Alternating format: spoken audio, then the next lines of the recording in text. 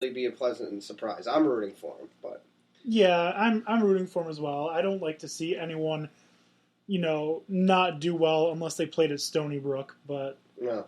I mean, I don't care for Michigan people either, but I still have to deal with Tom Brady every year. there's a lot of Michigan people in this year's draft. Yeah, a record number. There were a ton of them, but I mean that's like I said, that's to be expected. Kind of like I said with Urban Meyers, when you have Harbaugh there, the talent that's going to get brought into schools like that is going to be on the same level that we're talking about. Alabama bringing in talent, Clemson bringing in talent, Florida State bringing in talent. It's just those coaches are going to demand that kind of talent. You're going to see more and more players from those schools, as long as they're there, keep coming out of the draft because it was littered with a lot of big name schools again. Right. So I think the people that were drafted in this year's draft with the character issues, I'm hoping that everything goes well for them. I'm hoping that if they need rehab of any kind, that they get their rehab. If they are just a young punk and need to learn how to wear a professional uniform, that they figure it out, that they get it, and I hope that they, become productive members of their team. But we got to move on from them really quickly. Get to a couple of things that I was thinking about as surprises, things that I thought were a little weird. Reuben Foster falls all the way down to 31. Yeah, it was certainly surprising given the diluted sample. Technically, as a failed sample, I thought his talent would have been enough to hold him up. I mean, it's amazing to me that he did fall that far. So I do agree with you there. I had him as a top 8 pick when I started looking and doing mock draft style stuff, but that was just one of the things. Obviously, we touched on Joe Mixon going to the Bengals, and I thought how perfect of a fit that was. The next thing, I don't have any specific names because I apparently prepare for this absolutely horribly. But I found it funny that I saw all these stats and stuff about how there were 2 players drafted from Division II West Georgia. Yeah. And only 1 player from the University of Georgia.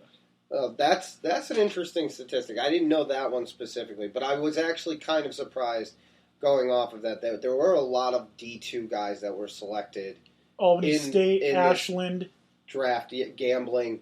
I mean, there were a lot more lower tier talent that was selected in this draft. That's something we don't normally see all that often. You do see a flyer once or twice in late rounds usually, but nothing to the extent that we saw this year. I mean, it really depends on the team and the player, because some years you'll get Carson Wentz coming from North Dakota State. You'll get a Fred Jackson coming from Division III Coe College.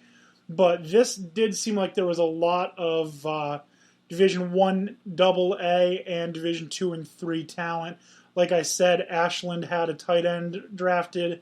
There was a player from Albany State. West Georgia, Villanova had 2 players. So a lot of quote-unquote lower division talent were taken ahead of some big-time schools and big-time athletes. Again, Chad Kelly right. had all those people drafted ahead of him. Now that I looked at that, what might be an interesting combination later on in a couple of years, Kelly to Jake Butt.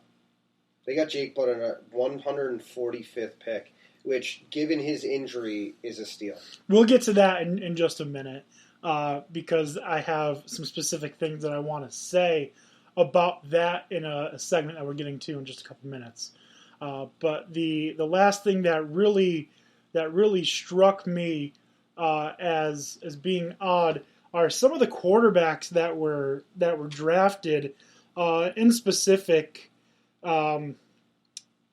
Beathard, which I did not expect him to be drafted. The 49ers selected him with pick 104. Not that I didn't expect him to be drafted, but I expected him to be toward where Chad Kelly was drafted and not, in the 3rd round at 104. Certainly not ahead of James Conner, who I think is one of the better running backs in the in college football. And I don't know why he wasn't taken earlier. I thought that he was second round talent, but he was taken in the third round. And actually, I have a couple of other things of note. One, the running back from Ohio State, Curtis Samuel, was drafted as a wide receiver. Yeah, he was drafted as a running back / wide receiver, but he's clearly going to be in the wide receiver role.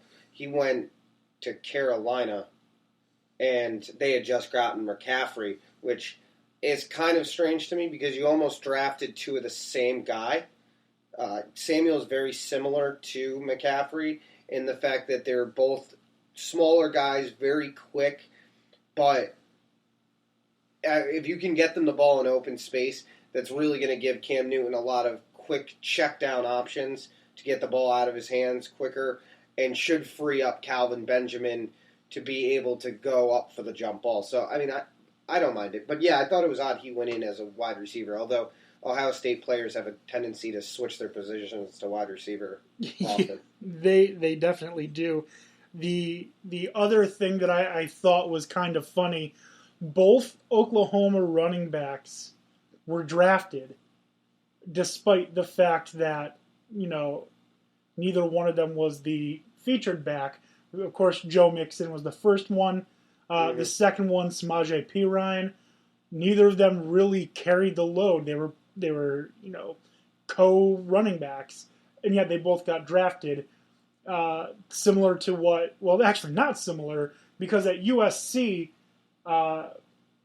Reggie Bush was the featured running back, but Lendale White still got drafted. True. Yeah. It's kind of a strange situation. I mean, when you get down to the later rounds, might as well, maybe it was just take a gamble with the person that split time with Mixon. Don't want to deal with Mixon's issues, cheaper value.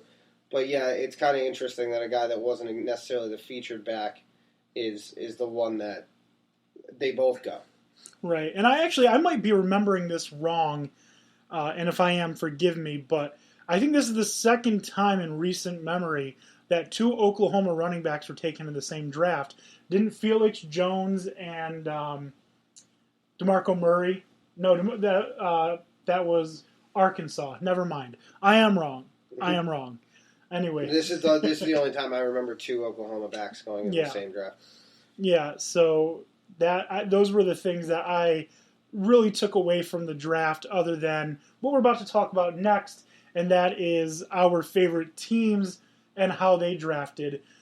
Even though the Jets fan Dan is not here, we're still going to talk about the Jets because they, surprisingly, in my opinion, did the best of the three teams. Yeah, they were there. I have some questions as far as their choice, but given what they need right now and what their situation is, I think that the Jets had a pretty solid draft. Yeah, so let's start with the Jets. They draft in the first round with the 6th pick, Jamal Adams, safety from LSU. Guy is an absolute monster, 100% going to be multi-time Pro Bowl, multi-time All-Pro.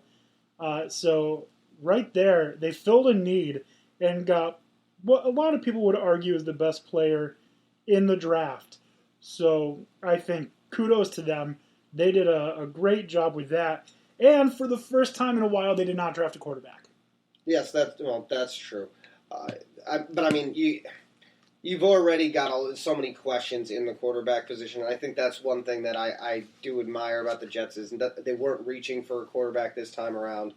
You have too many questions in that department as it stands right now.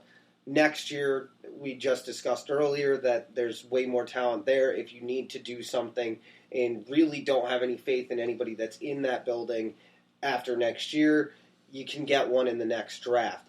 Right now, the secondary for New York was an absolute disaster last year for the Jets. Getting Adams, I mean, they went out and they got 2 cornerbacks back-to-back. Yeah, and I mean, it sucks for Calvin Pryor, but... Right, I mean, but they got 2 quarterbacks back-to-back. They took a couple of flyers on guys for offense as far as tight ends, wide receivers, and running backs. And Stewart is actually a pretty nice grab, too, coming out of Alabama. But I think their first two picks in May and Adams were the best they could have done because they can really shore up their safety positions. And I think Adams being the best choice at 6, and you're lucky to get him at 6 because Adams may be a guy who can be a leader on that team. He's a very vocal player.